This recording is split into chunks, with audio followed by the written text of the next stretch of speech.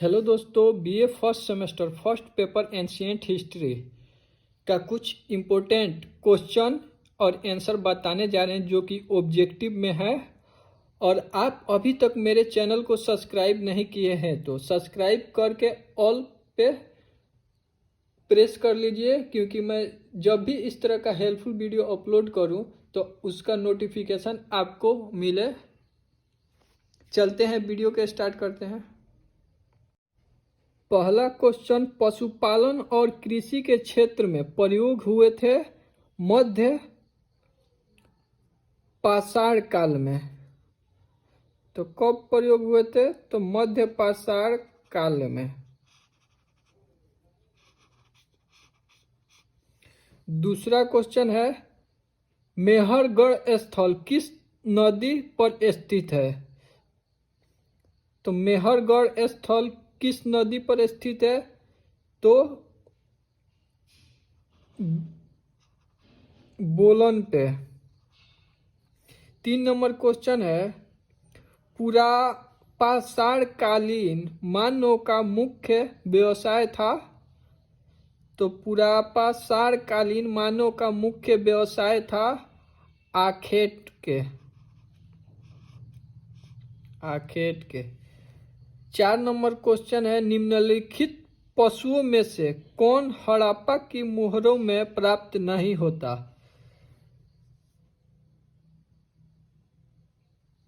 तो गाय। तो निम्नलिखित पशुओं में से कौन हड़प्पा की मोहरों की प्राप्त नहीं होता है? तो गाय। मोहनजोदड़ो की खोज किसने की? तो मोहनजोदड़ो की खोज किसने की? राखल दास बनर्जी ने।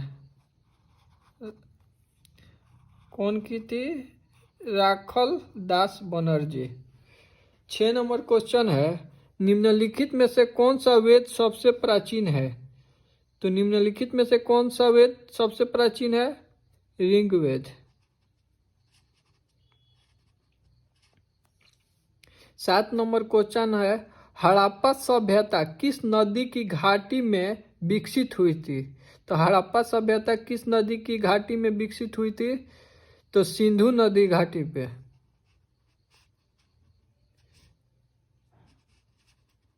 सिंधु नदी घाटी पे। मानव द्वारा सर्वप्रथम प्रयुक्त अनाज था? तो मानव द्वारा सर्वप्रथम प्रयुक्त अनाज था जौ था। सिंधु सभ्यता संबंधित है?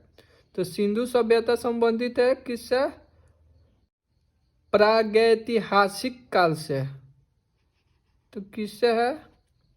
प्रागैतिहासिक काल से। 10 नंबर क्वेश्चन है, खाद्यान्नों की कृषि सर्वप्रथम प्रारंभ हुई थी नवपाषाण काल में। नवपाषाण काल में।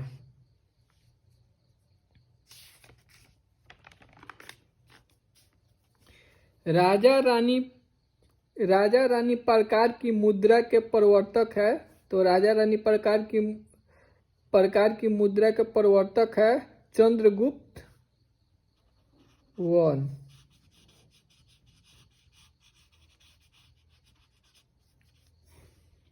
आहत नाम आधारित है? तो आहत नाम आधारित है निर्माण विधि पर।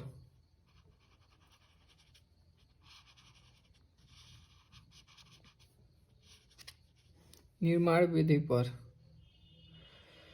संस्कृत भाषा में कौन सा अभिलेख लिखा जाता है? तो संस्कृत भाषा में कौन सा अभिलेख लिखा जाता है? जूनागढ़।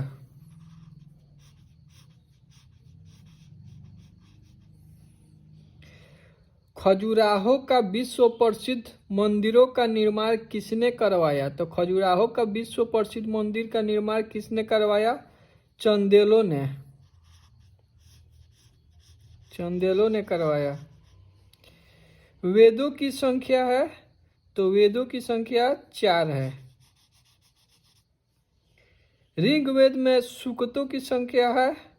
तो ऋग्वेद में सूक्तों की संख्या है 1080। भारतीय संगीत का मूल किस वेद को कहा जाता है? तो भारतीय संगीत का मूल किस वेद को कहा जाता है? तो सामवेद को कहा जाता है। चारों वेदों को किस नाम से अभिहित किया जाता है? तो चारों वेदों को किस नाम से अभिहित किया जाता है? संहिता के नाम से। वेदांगों की संख्या है? तो वेदांगों की संख्या 6 है। पुराणों की संख्या कितनी है? तो पुराणों की संख्या 18 है। अर्थशास्त्र की रचना किसने की थी? तो अर्थशास्त्र की रचना किसने की थी? कौटिल्य की थी अर्थशास्त्र की रचना।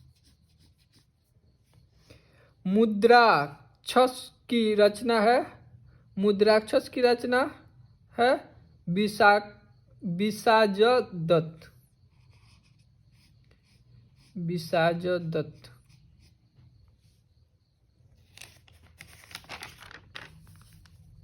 इतिहास का पिता किसे कहा जाता है? तो इतिहास का पिता किसे कहा जाता है? हेरोडोटस को।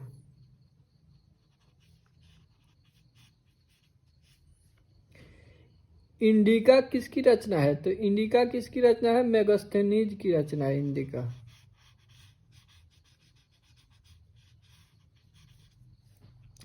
भारतीय इतिहास के ज्ञान का प्राचीनतम स्रोत है? तो भारतीय इतिहास के ज्ञान का प्राचीनतम स्रोत है ऋग्वेद।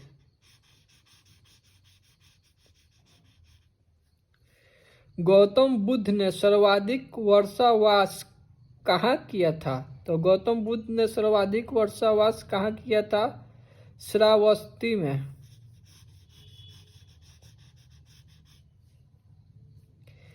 किसने शासन काल में मेगास्थनीज भारत आया था? किसके शासन काल में मेगास्थनीज भारत आया था? तो चंद्रगुप्त मौर्य के शासन काल में आया था। नेचुरल हिस्ट्री का लेखक था? तो नेचुरल हिस्ट्री का लेखक था प्लिनी ने। चंपा किस महाजनपद की राजधानी थी?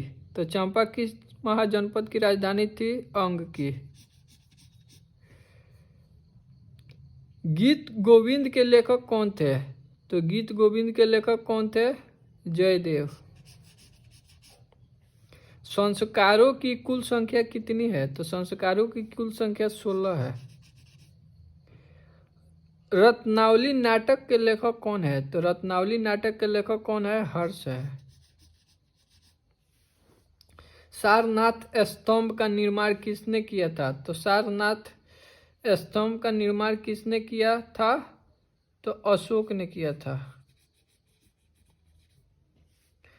गौतम बुद्ध का जन्म स्थान कहाँ है? तो गौतम बुद्ध का जन्म स्थान कहाँ है?